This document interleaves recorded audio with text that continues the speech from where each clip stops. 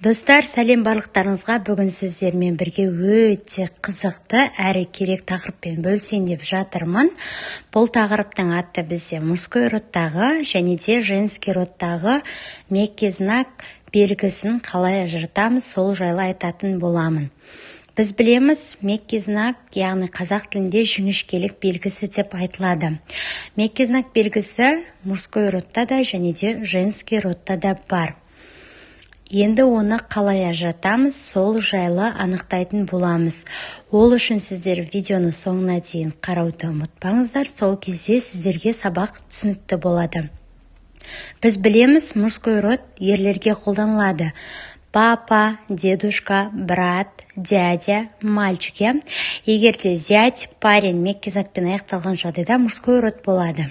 Ал женский род әйелдерге қолданылады. Мама, бабушка, сестра, тетя, девочка, девушка.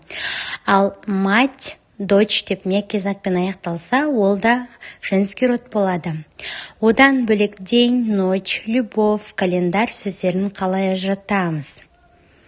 Мекке знакпен біткен сөздердің қай род екенін анықтау үшін оның алдындағы әріптерге мұқият мән береміз.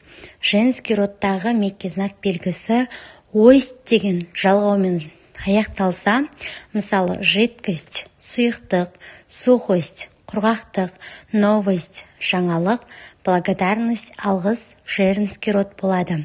Ережеге бағынбайтын бір сөз бар, ол бізде гость, яғни қонақ. Ол бізде мужской род болады.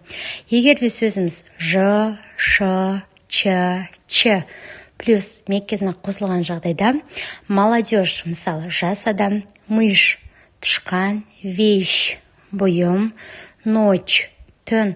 Дәл осындай сөздер, яғни осы әріптермен аяқталса, бізде бұл женский род болады.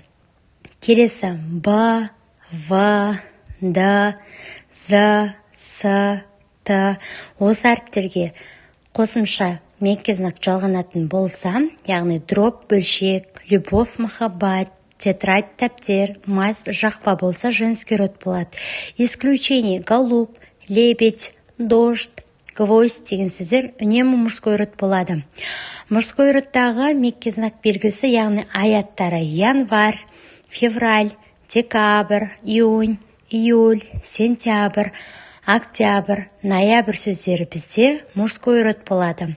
Және де егерде сөзіміз ар деген жалғаумен бар сөздермен аяқталатын болса, словарь, календарь, фонарь деген мужской род болады. Және тель жалғауы бар болса, учитель, водитель, немесе выключатель деген сөздер болса, бұл сөздер мужской род болады.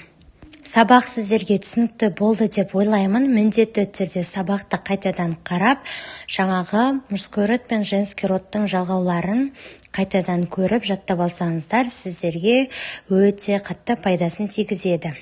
Назарларыңызға рахмет. Біздің білімгі YouTube каналына тіркелуді, лайк басуды ұмытпаңыздар.